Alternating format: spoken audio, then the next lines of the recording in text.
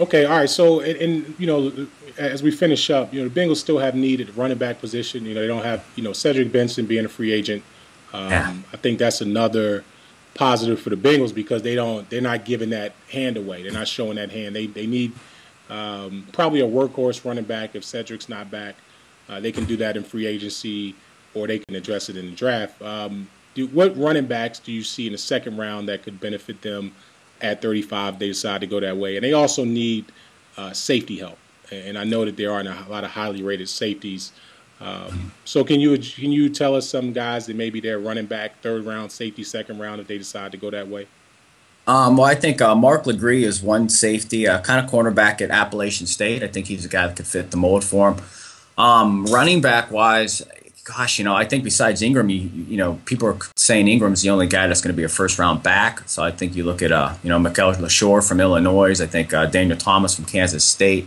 I think those are second round guys. Hunter from Oklahoma State, a little bit of a smaller back, but real thick. He's almost not as thick as a Maurice Jones-Drew, but he's a thick little back. So I think, depending on what kind of guy they want. To be honest with you, I think the NFL, I think they've found such. I mean, I know when we were talking earlier, it just popped in my head. Prior to us coming on, I was thinking of all the backs because I wrote a piece last week. You had Ben Jarvis, Green Ellis. You have Peyton Hillis, Chris Ivory from Tiffin. You look at all these running backs last year that had LeGarrette Blount. I mean, I know he went to Oregon. He had the off-field issues. But still, I mean, all these guys I mentioned were 6th, 7th, or undrafted running backs, and look at the success they had last year at the NFL level. So I think the Bengals, I think if they go running back, I mean, Bernard Scott, the kid we talked about from Abilene Christian, I think he's a fantastic talent. He's always a little bit banged up, but when he plays, I think he's potent. Mm-hmm. So I would say the Bengals do not touch a running back in the second round. I think if they go running back, I just think that this running back doesn't have enough top-end guys, and I think it's a deep enough class. I mean, a guy like Donald Buckram from UTEP, Conference USA, I mean, 2 years ago he had 1,500 yards. I mean, the kid averaged a 5-game stretch. He had over, I think, 3 games with over 30 carries, 5 games with over 26 carries. But there's so many guys like that. If you're looking for a grinder, Alan Bradford from USC, I mean, he's a big, thick back, 5'11", about 240. But a very, a guy, more of a Cedric Benson type guy, instead of a Bernard Scott. So I think the Bengals, if they're going to address the secondary with the safety position in the second round, I would find that, or even the third round. If they go running back, I don't see it happening very early. I mean, unless they just absolutely love a kid and the kid's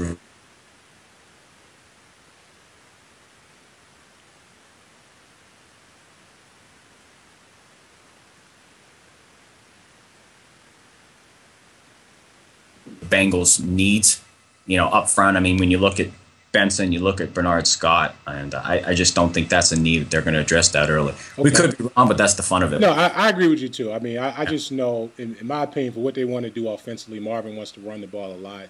Bernard Scott is here. You still have a Brian Leonard. I think he's still on a contract or not. I mean, guys that can, if Cedric leaves, you even have like a Ricky Williams out there in free agency or Ronnie Brown, guys that, in my opinion, would take a 1-year deal to get on a team that runs the ball a lot and they could prove themselves. So, I mean, now, like you said, the running backs, you can piece together a backfield and do pretty well. So unless a guy like Mark Ingram is there at 35, I don't see him going running back, and even in the third round as well. So, for some reason, I think they're going to address the offense early and first 3 picks, maybe even a secondary player if one falls. So, I sort of agree with you there that they like to go to the offense. And you see the Bengals, way more than I do, and you see them, every, up close and, games, practices, whatnot. I mean, I'm interested because he's a guy that I played close attention to, but a guy like Bernard Scott. I mean, what do you think of? I mean, how high is his ceiling right now? I think he's a really good player. They haven't leaned on him a lot because of Cedric Benson, and Cedric is a guy that if Marvin has his way, Cedric will get 30 carries a game.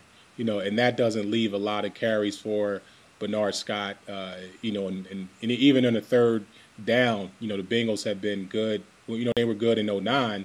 They weren't facing a lot of third and long, so you still have Cedric Benson in the game. And then Brian Leonard came in the game if it was a 3rd and 3 or so, because he gives you that run-pass option. So I don't think they've leaned on on Bernard Scott a lot. Like you said, he's been injured. So he's a talent coming from a Yeah. small school. I don't think he played early on because they were playing a lot of 3-4 teams facing blitzes. I know he couldn't pick up the blocking scheme early. So, I mean, he's a guy that could come in and start. He would have to obviously be durable, and that's the big question. So when you go to young guys, you really got to be sure of them. And I like him. He's the only explosive player on offense right now. I mean, to me, he's a guy that can make people miss. And they didn't have that. Even Cedric, running for a lot of yards, he couldn't make a lot of people miss and go the distance. Bernard Scott can do that. So it's just about him maturing and being a better pro, training his body better. I know he had some issues early on. So, I do like him. They have guys in their stable that can play. But, like I said, if it's not a Mark Ingram there, I don't think they go early for running back. Nice. And I don't want to kind of change the show, but I'm interested. I mean, who do you think they go in the first round with? I mean, if you're playing GM for the Bengals, I mean, who would you like them to take with that fourth pick? You know what? I really think they need a receiver. So to me, it's A.J. Green. He's a better fit for them than Julio Jones. I know Julio's a better all-around player. I don't think Julio's explosive. I know he ran a 4.39 at the combine, but I watch pretty much every Alabama game because they're on TV every week. And he just, he's a guy, he doesn't get a lot of separation. He drops a lot of balls, but he's a more physical player. He's a guy you can throw little smoke screens to. I've seen him take those to the house. But Alabama has such a good offense, a good defense. A lot of their guys come out of that system, and they haven't really been great pros either. Because they do have the best coaching, like an Andre Smith. I mean, he came here. He was the best player in college football pretty much, being an offensive lineman. But yet he comes into a different structured system, and it doesn't work as well because, Alabama is Alabama. It's like USC. Those guys don't come out and light the world on fire because they are USC and they are Alabama. These guys are big time in college. So I lean towards A.J. Green at the receiver position, even though I think Julio Jones in a different offense, he could do well here. I mean, Julio can play. They're not going to throw the ball all over the place. But I just think A.J. is more explosive, and they don't have those kind of players here. It takes them too long to score. Cincinnati has a lot of 10-play drives that ends up in field goals. So I would prefer A.J. Green. So if they get a receiver in the first round, I think they come back in the second round.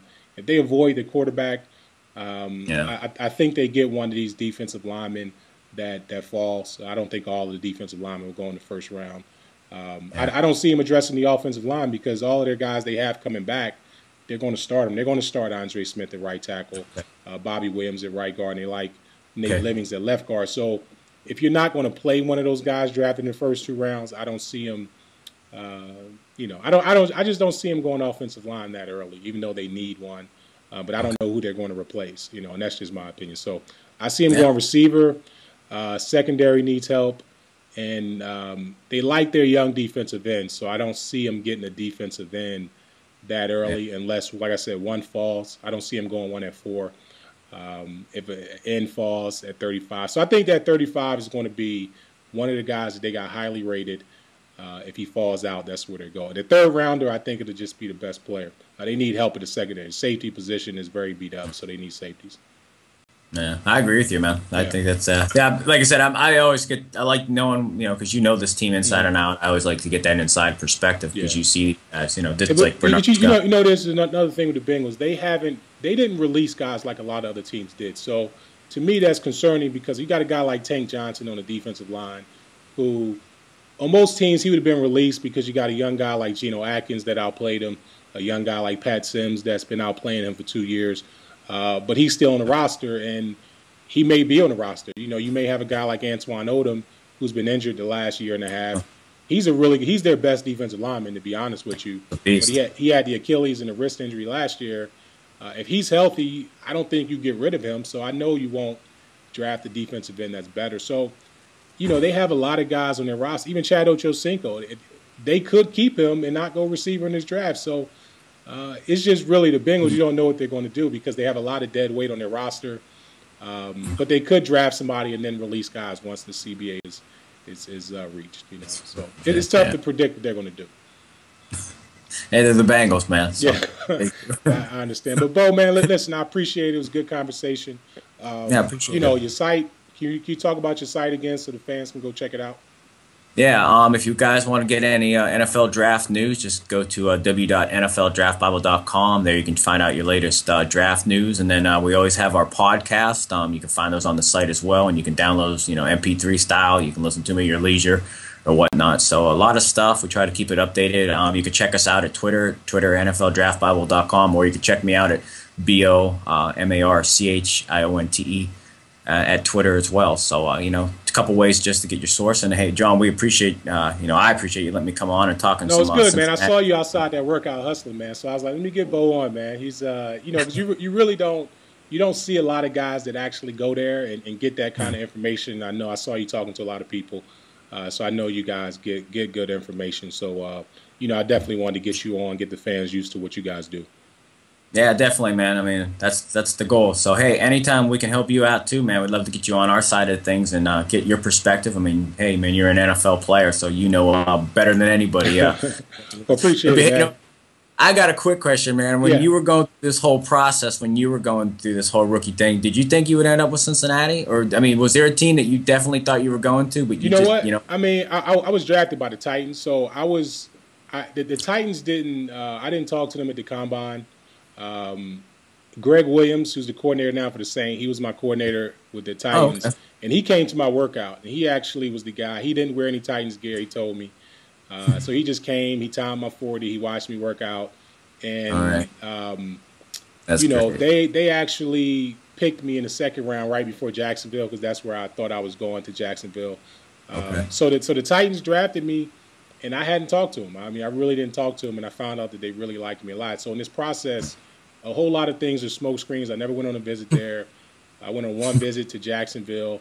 So I was an option for them in the first round, but that was pretty much it. I knew that was the only team that really liked me in the first round outside of Minnesota.